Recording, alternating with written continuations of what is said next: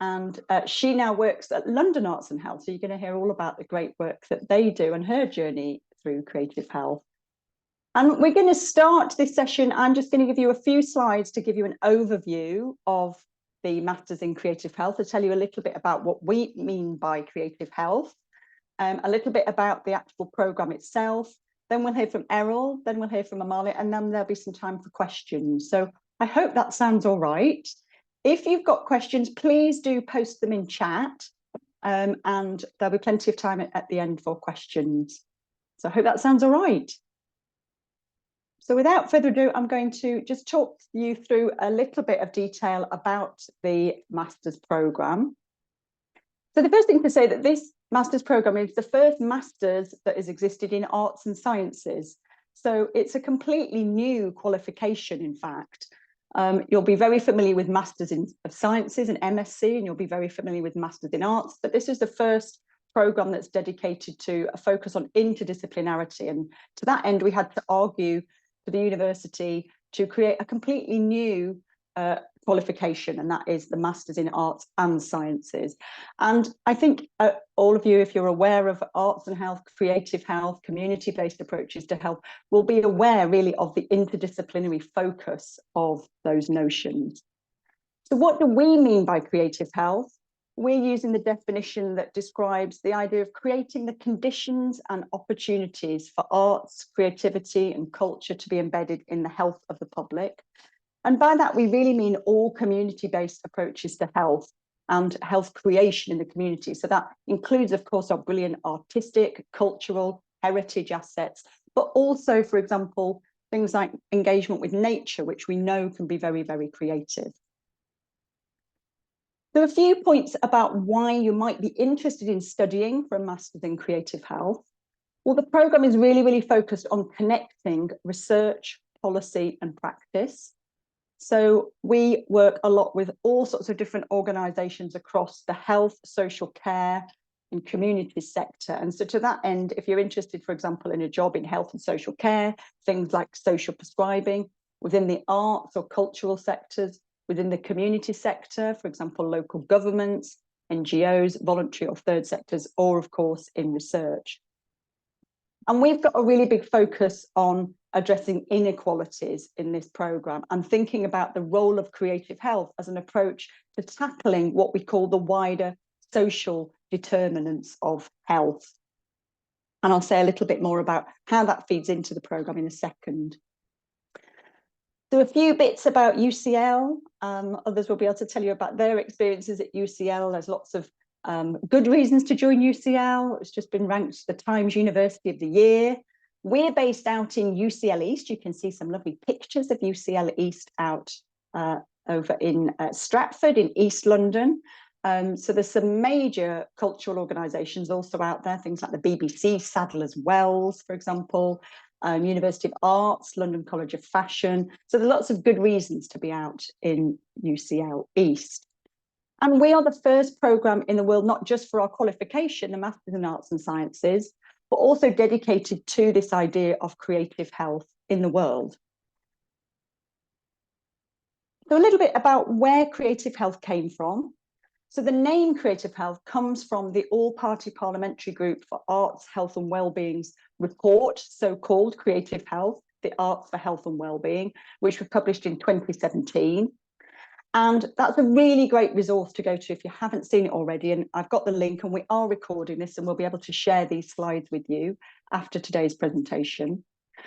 And that report is really dense in terms of the evidence base around the impact that engagement with arts, creativity, and community-based approaches to health can have in terms of improving health across the life course. It also includes 10 recommendations. One of those recommendations was to have more training opportunities, educational opportunities, and development opportunities for people wanting to work in creative health. And that's really why we decided to set up a Masters in Creative Health. One of the other recommendations was to set up a national centre for creative health. And so we did that in about 2021. myself and a few others, founding trustees, set up a national organisation, and the National Centre for Creative Health is really an organisation focused on thinking about the strategic links between arts, creativity and health, with a real focus on those systems that we need to get those two different, very complicated systems working better together. So it's really about what do we need to bring about change in relation to fostering the conditions to make creative health be more integral to the health and social care and the systems that support our health and well-being. They've just completed a creative health review, and you can find that on their website, and that covers a lot of the key themes that are also covered in our master's programme. So please do have a look at that. You can see pictures here of some of the commissioners of that report and some of the key themes that are covered within that report. And there's a real focus again there on thinking about the systems change that needs to happen. And I think that's really important when we're thinking about creative health, both the delivery end and how we can support and improve accessibility and more people being able to engage in these sorts of opportunities to improve life, but also the systems needed to make that happen. And sorry, people might be able to hear the doggy barking. Apologies for that. And I mentioned some of the wider context that we have for thinking about the impact of creative health. And that for us is really about thinking about the inequalities that we face in society, both here in the UK and across the rest of the world. And so we've focused a lot on things like the Marmot Review, which some of you may be familiar with. And Michael Marmot, who's also at UCL, talks a lot about the importance of these, what we call wider social determinants of health. So it isn't just the clinical interventions that can improve our health, but actually and influence our health. But actually 80% of our health is governed by these wider socio-economic factors. So without addressing those factors, we can't look to alleviate health inequalities and improve health. And so in that report and in subsequent reports, there's a real focus on communities. And so what we're interested in is how can communities and community organisations be supported to then work more closely with health organisations, particularly with a focus on tackling inequalities and thinking about underrepresented audiences. So how do we make sure that underrepresented audiences, vulnerable audiences, for example, are better able to engage in work that we know will be beneficial and opportunities that we know may be beneficial for both prevention and also interventions. So a little bit about the structure of the programme. And again, you can find more details about this on the website, so I won't spend too long thinking about it, but the programme consists of 180 credits worth of modules, where you'll take 4 compulsory modules covering a whole range of different topics. And I won't read through all of those, but different perspectives on creative health, including, really importantly, thinking about things like research methods. What kind of methods do you need to be able to understand to think about this work? Some optional modules from across UCL, and really importantly, a community-based research dissertation. So this is half of your programme, and this involves a collaboration with an organisation. It might be someone like the London Arts and Health organisation or Culture and, so organisations working at the cold face of arts, creativity and health, and supporting them in delivering some of the work that they are doing. So we set up these research dissertations so that they really are beneficial for both parties, both the student and their learning, but also that organisation. And being embedded with an organisation just gives really, really fantastic opportunities for learning and skills development, but also understanding how organisations run and operate within this field of creative health. You'll notice as well that there are options around full and part-time, and there's also a graduate diploma and certificate options if you're not interested in doing the full masters. This just gives you some ideas about the different types of organisations who we've worked with, who help us deliver this programme, and we really couldn't do this programme without all of these different types of organisations, from small local community organisations through to national organisations such as the Culture, Health and Wellbeing Alliance and the Lived Experience Network. And these collaborators come and join the programme, they come and give talks. You'll hear more from people like the brilliant Errol and Amalia at London Arts and Health. So people sharing the work that they do in their organisation, through to opportunities then for doing research with them within their organisations. I'm not going to spend too long on the admissions criteria. Again, all of this information is available on our website. But normally you will need a 2-1 undergraduate degree or equivalent. And as you'll see, in terms of the sorts of backgrounds that you might come from, these are really, really broad. So everything from the kind of more psychology or biomedical end, allied health professionals and life sciences, right through to across arts, humanities, social sciences. What is really great is we find that we get a lot of students who are already working, or part-time students working elsewhere, and that can really help enrich the programme in terms of that learning across peers. So we do also allow applications and encourage applications from variations from this, and so we encourage you to have a conversation with us if you fit into that category. So just to end, just a couple of points about scholarships that are available within the programme. And again, I won't read through all of these, but we have a dedicated UCL East London scholarship. So we really encourage people who are living or are from the qualifying boroughs of Hackney, Newham, Tower Hamlets or Waltham Forest, or studied in those during your school years to apply for this. And that covers both the tuition fees and your living costs. So that's a great opportunity. And there's also a UCL Masters Bursary, which is again dedicated to thinking about people from lower income backgrounds to encourage them to be able to pursue a master's degree at UCL. So again, if you're interested in those, please do explore those opportunities further with us. So if you have questions about the master's programme, please do post them in the chat. And of course, you can always email them to us, and we've put the email address on this slide, and we'll post it in the chat as well. With that, I'm going to end my slideshow and welcome now our two speakers.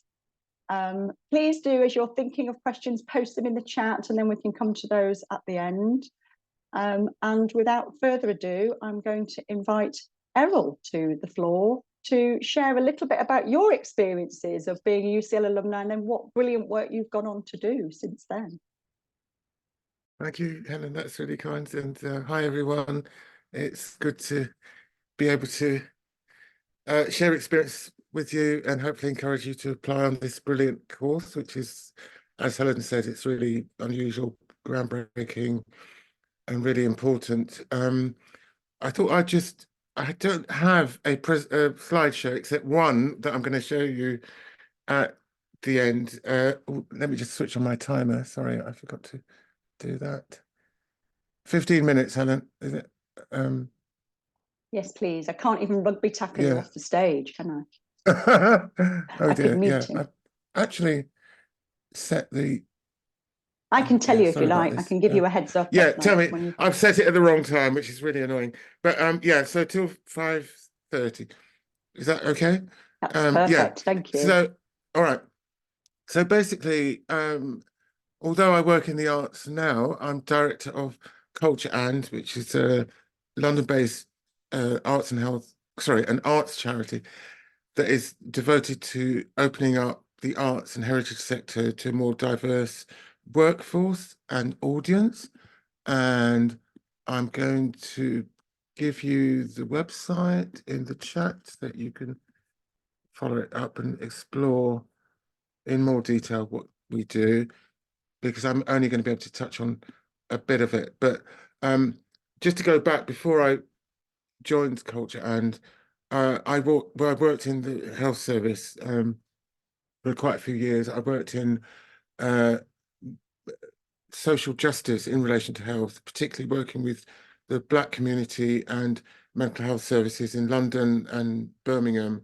And Helen mentioned health inequalities. The particular area that I was working in, mental health, is probably one of the most iniquitous areas of health provision in the UK. It's a very, very difficult area with overrepresentation of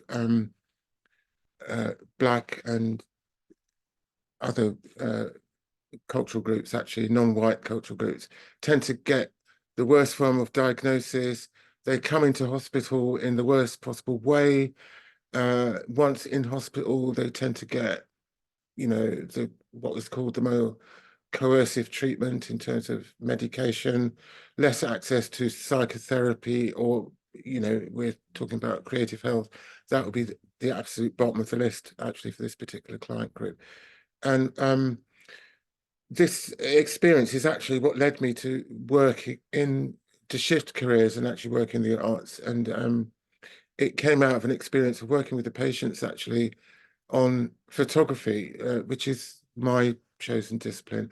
And I was just so amazed about how the patients actually responded to creative activity in explaining their own experience, as well as being a sort of interpretative tool in how they actually saw the treatment system itself. And it was after this experience actually that I decided to leave the NHS, and I went to Central St Martin's, and I did photography and fine art.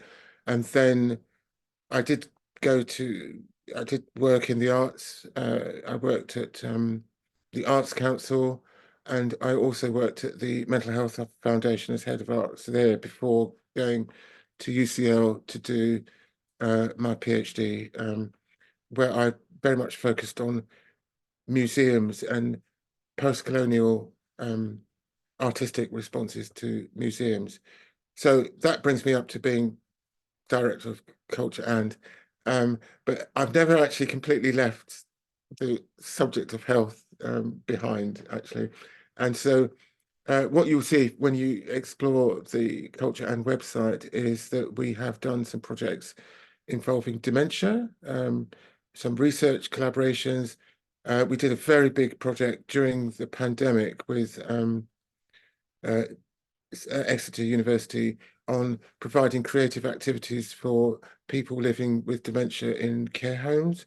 And as you can well imagine, the pandemic was such a challenging time for people living in care homes. And what we were testing out was whether creative activities would actually stimulate more social interaction between the residents of the care home and the staff, but also activities that they could do with their relatives and carers. And how we did this project, because nobody was allowed to go into care homes, we produced these cultural activities in boxes called culture boxes, and they were sent to a cohort of about 45 care homes all over England. And once a month, one of these boxes arrived with various activities that they could do. You know, in the care home, you know, they involved art, drawing. There were videos that we commissioned. There were dance works as well, music, and online resources that people could use. And it was very successful, and it did demonstrate that creative activities would you know, stimulate the quality of the people's lives that were living in care homes. But I wanted to also flag up a problem, actually, that with creative health, and I'm going to post a link in another link in the chat, and it's a report by the Bearings Foundation, and it's called Creatively Minded. Sorry, what the full title? Creatively Minded and Ethnically Diverse. And it talked about increasing creative opportunities for people living with mental health problems from ethnically diverse backgrounds. Now, what that report flagged up was that the whole area of creative health is an intersection of different types of inequality. So we've got the health inequalities, some of which, you know, I've mentioned mental health, but you could also talk about, you know, diabetes, hypertension, various other health conditions that impact people differently according to their cultural background. But you also have the arts themselves, and the creative health sector is itself an area of inequality. We don't have enough people from diverse backgrounds working in the sector.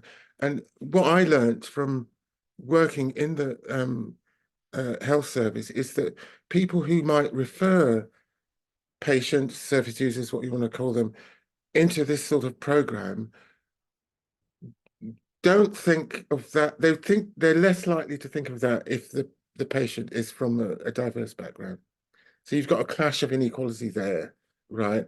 And that's what we talked about in the report. But there's another area that I find really interesting in terms of this whole idea that, for example, museums are good for people's well-being. There's almost a kind of truism about this, you know, this sort of, or arts are, you know, enhanced people's well-being. And if you go on the National Lottery, what is it called? The National Lottery Heritage Fund website, there's actually a statement on there by someone talking about all the well-being benefits of visiting museums and art galleries. Well, we're doing a survey at Culture and about this very subject, right? And because we know, if you look at the statistics, people that visit art galleries and museums are massively, for people from diverse backgrounds, are massively underrepresented. Why don't they go? And we know a lot of the statistics, but hardly anybody, I don't think anybody's particularly asked this question. So we've got a survey on at the moment at Culture and called Who Cares About Museums? And we haven't finished collecting the responses yet, but the responses so far are really interesting because a lot of people from global majority backgrounds, what we're hearing from them is that these institutions are quite forbidding, actually, and are sometimes triggering in themselves and emotionally disturbing as well. Just to give you an example of, you know, if you go into a museum and you see objects that you know have been seized by violent means during the colonial period, how is something like that, especially if you've got lived experience relating to that object, how is that going to enhance your well-being? So we've got a caveat about this, which is that the assumption, or what we call arts, and is it good for people, needs to be questioned and carefully probed about what that means and what kind of art and culture we're actually talking about. So I just wanted to flag that up. And if you want to respond to the survey, that'd be amazing, because you'll see it on the landing page on our website. But I wanted to sort of, the last bit of this talk is to just talk about a project that encompasses all of what I've just said. So Culture and works with various arts organisations, and one of them is an organisation called Hospital Rooms, and they do really amazing art installations in mental health units, mainly to enhance the environment, basically in mental health hospitals. And I received a commission to do a project at a hospital, right?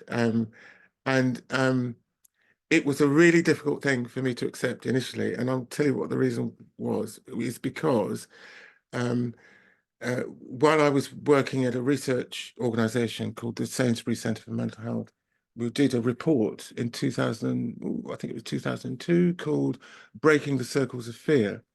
And one of the members of my team, her brother lost his life in that very same hospital in a very tragic situation.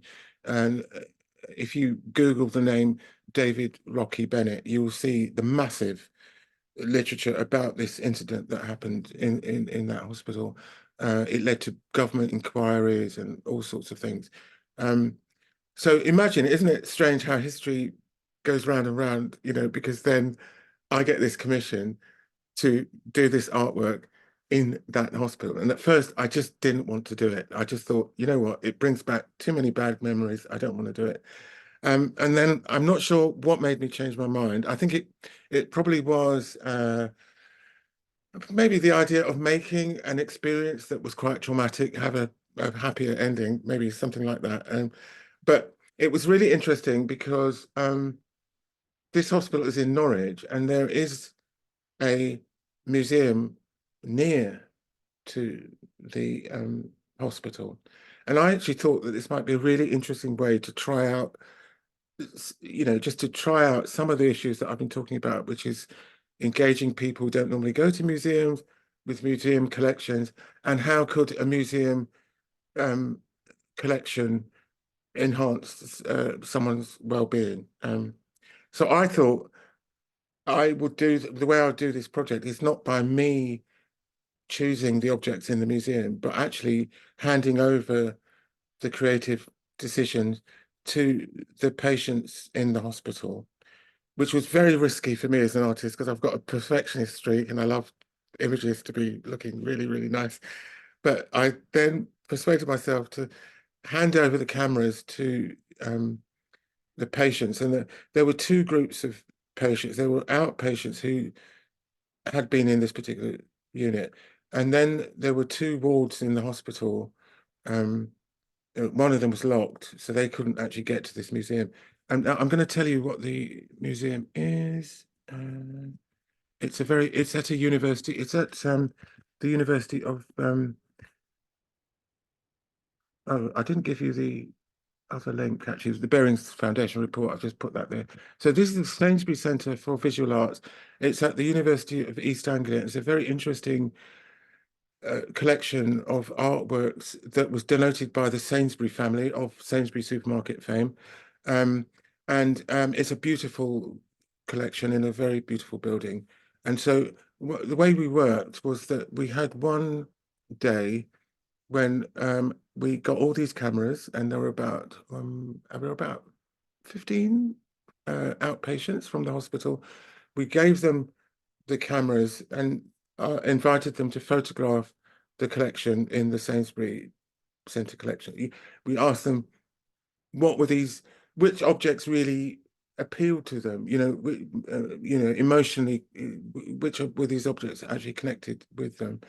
And then we did two workshops in the hospital, and this was, for me, actually the most difficult part of it, because I really found the hospital environment, it was just so devoid of humanity. There was nothing visually stimulating or beautiful to look at. And yeah, the patients were, they were on high doses of medication, so it was quite difficult for them to operate the cameras, but they did a good job. And what we did was some objects from the museum were 3D printed, so we were able to give them replicas to play with, and then they selected objects of their own. Some of them were just objects that were found in the garden outside the hospital, and others were things that we found in bric-a-brac shops. So we ended up with 800 photographs that I had to edit down to about 80. So what I'm going to share with you is the finished work, which is being printed right now, and it's going to be installed on one of the wards at this hospital in Norwich. And if you just bear with me, I'm going to try and share my screen to show you the work. Sorry, I just clicked the wrong thing. So wait a minute, where are we going now? That's the work. It's a bit tricky, this, because I've got to do share screen. Right. Okay. If I can do full screen now, that'd be really amazing. Let's see what happens now. Okay, can you see it? We can. Good. So this is the finished piece. It's called rhombus, and the reason it was obvious because the shape of it is not square. So each photograph has been had to fit into this shape. There was a reason for this, which is that this shape, the rhombus, has a kind of mythical quality. So it's a very hard structural shape. So it appears in diamonds and crystals, and it has mythology attached to it, which is supposed to give people's strengths. So I was determined that it shouldn't be a normal, rectangular shape. And so all of the photographs there, they're all objects from the Sainsbury Centre for Visual Art collection. There was a deliberate strategy about having colour there because the wall itself is so drab, and the background there is the colour that we're painting the wall in the wall, and it's a huge panel. It will stretch from the floor right up to the ceiling, and yeah, and as you can see, all of the objects are from the collection, and then we have these blank some of the blank rhomboids that have this color fading to sort of try and blend in the photographs. But this was a genuine act of co-production. I have done one project like this when I worked in the NHS, but it was a much darker, emotionally project. I was hoping that this was something that would delight people, and they could, as they're walking past it, they could look at these objects and maybe even eventually go to the museum to see them. But some of them are really, they're by very famous artists. There's Francis Bacon, Man Ray, there's Degas, yeah, and some contemporary artists as well. So that's the work, and I think it's going to be launched. It's going to be installed in a couple of weeks. But I hope it gives you an idea about my philosophy of working with people, of giving them the agency, but also questioning how people relate to, museum collections and bringing museum collections closer to people. So that's it, really. Thanks, Errol. It's really beautiful, isn't it? It's really stunning. The photographs that are included and the kind of collaborative way you've co-produced it, and I think it does really encapsulate all those ideas. So congratulations. Thank you. Thank you. Thanks Thank you so very much. Thanks, Errol. Well, we'll move swiftly on, if that's all right, to Amalia, who's one of our Masters in Creative Health graduates who's gone on to do really fantastic things. And she's going to talk about her journey in creative health and the work she's doing now at London Arts and Health. So over to you, Amalia.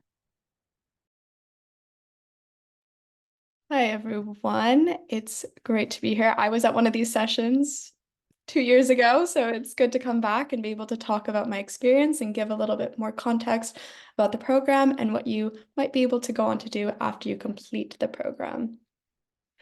Cool. So a little bit more about me. I'm a dual citizen of Colombia and the United States. I studied ecological determinants of health and society at McGill University, which is in Canada, which was looking at how the built and natural environments impact human health outcomes. And I'm also a dancer, which kind of led me to do the MASc in Creative Health. I wanted to combine what I had learned more academically in relationships to, health and how it's created and maintained, and also more of the artistic side of me as a dancer. And I completed the MAScs. I was in the second cohort, so I did it from September in 2022, and I finished in September 2023. I've now moved on, and I'm a researcher and project assistant with London Arts and Health. So I'll start by talking through my MASc experience because as interested students, I think this would be most useful. So Helen went through some of the core modules that you take part in as part of your degree, which is arts, nature, and well-being, lived experience in policy, practice, and research, research methods, approaches to interdisciplinarity, your dissertation project, and then you have 2 optional modules. I really enjoyed that we were able to pick whatever optional modules we wanted to do. Of course, you do need to email the teachers, but people come in with so many different backgrounds and experiences, and I was really able to tailor them to my specific interest. So I did one course in urban health, and then I did another course in health difference and inequality, which I think really amplified and built up my experience on the course because it brought in so many different schools and teachings in different schools. So I wasn't just in this arts and science program. I was able to learn and be with different students, which really added to my experience. And then as Helen discussed earlier, we do a dissertation project with a community partner. I worked with The Line, which is a sculpture walk that starts locally close to UCL East in Queen Elizabeth Olympic Park and kind of stretches 5 miles along the Greenwich Meridian. And it's about bringing sculptures and public art to the public. So they commission amazing artists and work really closely with the local community to make art more accessible. And they run a well-being walk program every week for members of the community. And my dissertation project was one of the best experiences of my life. I think it was my favorite part of doing this program, and I looked at effective measurement and development of well-being walk programs. So I was able to develop my own evaluation methods. I worked really closely with the organization. I was on these walks for about 6 months. So I really grew close to the community, and they're amazing. Some of them still send me emails and messages about the work. So it was an amazing experience, and I really loved doing my dissertation project. It was a really good experience to understand how this work actually happens in practice, because of course it's one thing to hear us talk about it and to go through all of these courses, but it's another thing to actually go out and see how this work actually happens, and how being on this course and understanding creative health policy, creative health research, and what that looks like in practice. So after finishing all of this work, which was a very quick 1 year, I went on to work with London Arts and Health. If you're not familiar, if you live in London, or even if you don't, I highly recommend checking them out just to get a little bit more context about the work that's being done in London. London Arts Health is a sector support organization, and there are several really important and amazing resources that live on our website. I've included a QR code that scans to a newsletter that we send out bi-weekly with news, events, funding applications, and jobs.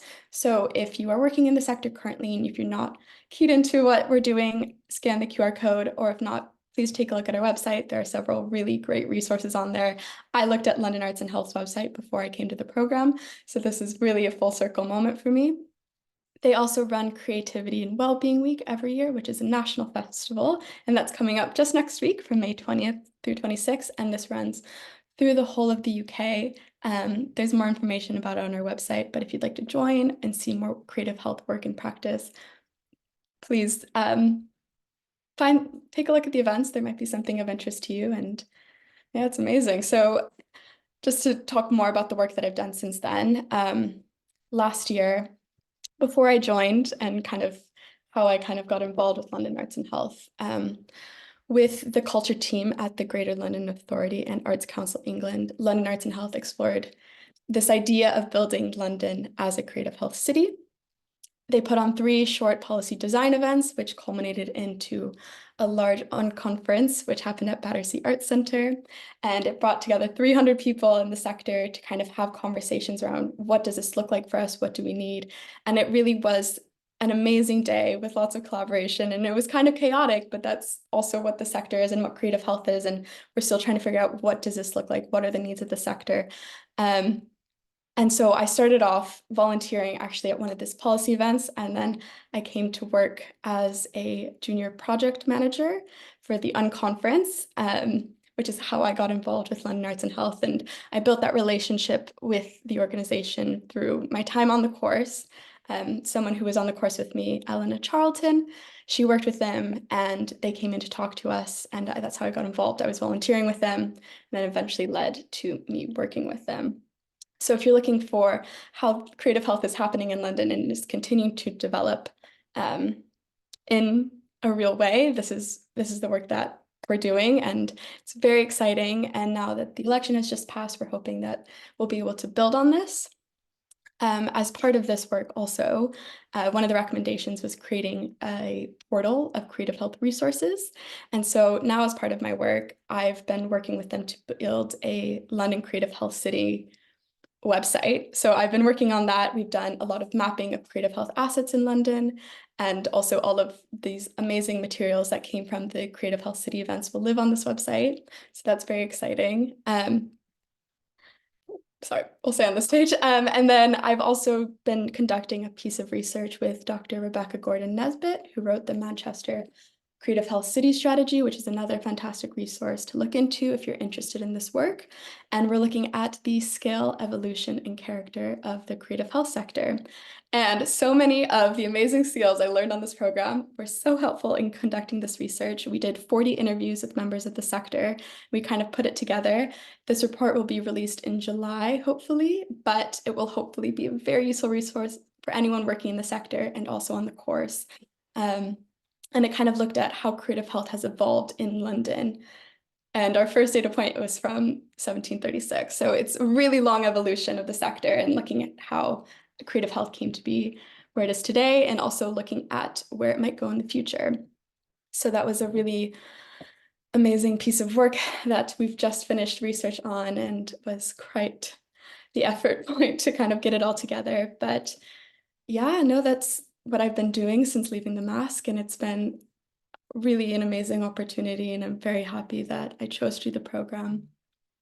And I would be really happy to answer any questions about either the work that I'm doing now or my experience on the program. Please shoot me an email. I'll be around for the Q&A session that's happening right after this as well. Brilliant. Thank you so much, Amalia. And I think that is going to be so interesting, that work that you're doing, if you come back and share that with the program next year. And I think that idea of how a kind of whole city is taking this idea of creative health and turning it into a strategy to enable more individuals, more organizations to be able to get involved and work together collaboratively, and what that looks like, you know, that idea of that model of working, you know, that could be applied all over the world, couldn't it? And Absolutely. so we'd love to hear more about your work, how you conducted that, and of course what your findings are. Really brilliant. So any questions for Errol or Amalia, or indeed wider program type questions? And do feel free to turn your cameras on if you'd like to join us. Say hello. Hello. Hi. Welcome, Savan. Hi, how you doing? Thank you for holding this space. It's been very, very useful. I joined a little bit late, but great to hear a little bit of what you're saying, Errol, about the work that you're doing, and also about your experience, Amelia. It sounds actually fantastic with the creative health and the work. I think my question in particular is, my background is I'm a co-director for a nonprofit which works a lot with urban arts. So things like graffiti, rap, breakdance, DJing. And we really want to kind of evolve and develop this sector in terms of reducing health inequalities. And I thought this master's really taps into that world really well for me to gain the skills and knowledge about it. And just the question was, in terms of the dissertation project, is it possible to use my own organization as a potential partner? Yeah, absolutely. Thanks for that question. It's a really important one. And what we find is that a lot of students, especially if you're doing it part-time, it's a really great opportunity to work with the organisation you're already involved with, and think about what that means for your organisation. You know, like you say, are there strategic aspects to your organisation that you're looking to develop? Is it a particular piece of learning? So, you know, is it particular piece of work around, you know, a lot of organizations interested in evaluating the work that they do, or a particular program or a particular set of activities, looking to reach out to new audiences. So the purpose of the research project is really applied research. So it's really about what is useful in the real world to organizations. So obviously that brings loads of benefits for you if you're doing that learning as part of the organization, because you already have that great intel. And as I mentioned in the chat, our main thing is really just working out.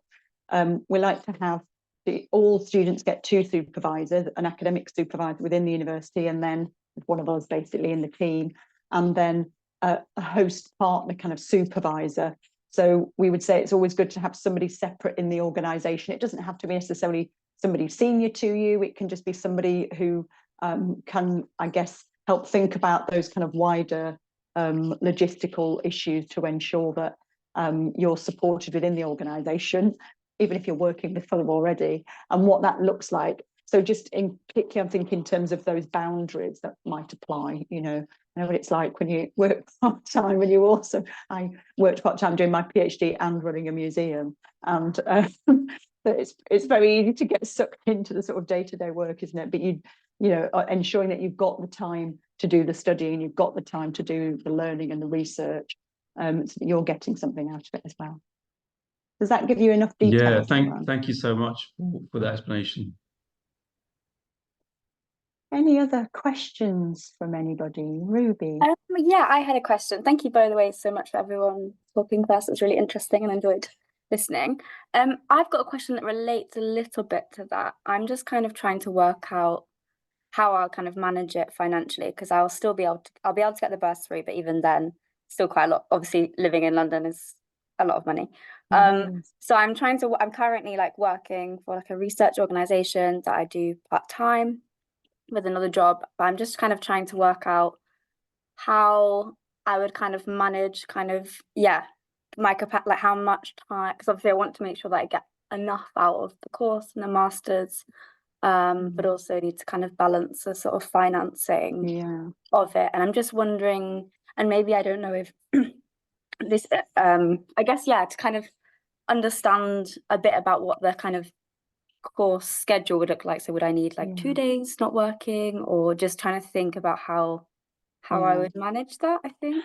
Well, I think I that's would a probably really do good part-time question. as a kind of. I think that's a really important point, and that's the case, I think, for pretty much all our students. So thank you for raising it. Yeah, so what we've tried to do is pack all of the core modules into 2 or 3 days, depending on the term. So during terms 1 and 2, so that's if you like the winter term from kind of September, December, and then the second term, January to the end of March, into Tuesdays, Wednesdays, and Thursdays. So it does mean those days are quite packed. We don't teach at UCL on Wednesday afternoons. Instead, within the Masters in Creative Health, we have crafternoons, which is free time, but we encourage students to kind of get together, do creative activities, be creative, but also can be, of course, used for study time. So the idea being that, you know, Mondays and Fridays are always free. And that doesn't include any options you might take, but because they're options, our own options that we offer. So for example, we're just launching a new optional module, which will become core, but for next year, it's going to be an option, which is called the Creative Health Lab, which is really about, I would say, like portfolio learning. It's very much about skills development and professional development as a kind of creative health professional. What does that mean? So those modules are in those time slots of, you know, basically Tuesdays, Wednesdays, Thursdays. There may be options outside that, but of course you can decide not to take them if you're working on those particular days. And then we've tried to pack all of those sessions into those 2 terms. So the idea being that you then work on your dissertation from essentially April onwards, with a submission date either in the same year of September the same year, or obviously the subsequent September. So you can structure it, and especially if you're part-time, you can structure it a little bit around your core modules. So you'll know which core modules you're taking, for example, in year 1, and which you're taking in year 2. But we've tried to structure it so that students do have basically 2.5 days completely free where they could work. It does, of course, involve kind of negotiating with employers on what those days are. But so far, I think part-time students have managed to negotiate that with employers, and employers seems to be able to work for them. Does that give you enough of an idea? Yeah, I think so. So would you say if I was doing it part-time, would that still be just 2.5 days in the week that would be free? Because I think I'd probably financially have to work 4 days a week, I think, to afford it. And I'm wondering that's too much. I mean, so it would mean that if you're part-time, your Tuesdays, Wednesdays, and Thursdays wouldn't be completely full. So you'd most likely be able to have an extra free day there, if you like. So you would have some core stuff on a Tuesday and some core stuff on a Wednesday morning and or a Thursday morning, depending on which modules you did in which year. Thank you, that's helpful. Any other questions from anybody? There's a few others in the chat, Right. but I hope Can I you just address those. Errol, go for it. You know, I just wanted to make a comment about what Samantha said, and just thought it was really exciting to hear about those kind of art forms being talked about in this. And that I think I just wanted to say how delightful it was to hear about that, because when we talk about art, you know, and those sorts of things are not normally what people are talking about, or creative activities. And I think that's just what we need to engage a more diverse you know, audience for creative health. Yeah, totally agree. And Savannah, have you come across our colleague Kiz Manley? She actually works with us here at UCL now. She set up something called Hip Hop Heals. You come across those guys? No, I haven't actually. But very curious to know more. But yes, I think absolutely speaking to Errol's point, that it's really interesting thinking about those other ways of engaging audiences, and organisations like yours interested in health and health inequalities. But yeah, check them out, Hip Hop Heals. So, and Kiz, she set that up. She's the UK's first hip hop therapist, and is really keen on thinking about more diverse art forms and how they are linked in with health. But she's just joined us in our team at UCL, as we're running a big national research programme around art, cultural engagement and health inequalities, and she's just joined as our lived experience producer. So she contributes to the course and she supervises dissertation. So sounds absolutely great. I will definitely have a look. I've got one more question actually, for, is it Amalia? Am I saying that correctly? Amalia, yeah, that's correct. Amalia, yeah. When you were on the course, how was your kind of opportunities to meet different people, to network? Because a lot of the work that we do, myself in particular, is quite international, and I'm kind of looking at also NGOs, to work with them internationally. Yeah, just how was the kind of network opportunities to meet different people, and for that then to lead to something quite useful, that supports not just yourself but the wider community and creative health in general? Yeah, happy to answer that. So I will say, first of all, what they had, the lived experience module, they bring in people who are working in the field to talk to us every week. And again, that was a great time to really connect with people in the sector. And some of that, the connections I made through my lived experience modules, I've taken into my work, and I'm still connected with them in what I'm doing. So that was a really fantastic way to meet people in the sector. And again, I think in thinking about where this course fits in, so many, like making yourself more visible. Helen does a really great job, and of course the other course moderators, of bringing people in who are working in the field and giving the students a chance to meet with them and engage with them, which I think was really incredible. And then on top of that, the people who are actually in the course themselves are doing amazing work, and they come from, everyone's doing amazing things, and brings really incredible experience to this course. And so people come from, so I'm originally from the US, and I know there's a handful of people from the US who came in, and obviously because we want to connect this more internationally, we brought in our own experiences and were able to share resources from where we came from. And that was, I think, really helpful in terms of building a network. And there are some larger movements happening within creative health. So the National Academy of Social Prescribing, they've gone on to do more international work. And so I think that kind of ties into how can you network? How can you make this bigger?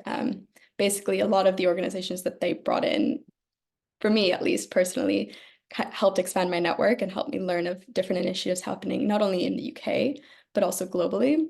So I think, yeah, one of the best things you get out of this course is the opportunity to network with people that are in the sector. And again, because creative health is really buzzy right now, there's a lot of momentum around it. People are really keen to learn more. And honestly, just by reaching out and saying, hey, I'm on the Masters in Creative Health, do you have 15 minutes to talk? People got excited, and I got really positive responses. So I'd say generally, yes, because it's kind of first of its kind, people are excited about it. People are willing to talk and engage with you. And I definitely was able to connect with a lot of great people, not only, I've already said this, but all over the world, through this course. Thank you. And just to add to what Amalia was saying, we really encourage students to kind of recommend and think about if there are particular speakers or organisations you'd like to connect with. It sort of helps having, a big universe, to be honest, so we can approach them and invite them to give a talk. And we found that they also find that really beneficial. So one of our lovely colleagues, Kunle, who now comes and gives a talk, he was looking to basically set up a kind of global arts and health network. And he was already networked in with a few of us. And he just said, can I come and speak to the students? And he then sort of mobilized some of the students to kind of get them working for him in terms of, he's just like one guy trying to, set up initially a kind of global south kind of arts and health network. But, it's that idea of we're sort of growing the movement together. So it's also a great opportunity, I think, for us to think together, how can we change and mobilize the field and create a movement? And like Amalia says, I think sharing that knowledge and skills across the cohort and that sort of peer side, both with the people who come and contribute to the course and the students, is really, I guess, what is most exciting, because we get to meet fantastic people, but they then introduce us to other people. So, it'd be great to, for example, and we really encourage the students to share their work. So we have lots of open mic sessions which is where the students will come and share the work that they're doing or the interests that they have. So. Thank you so much.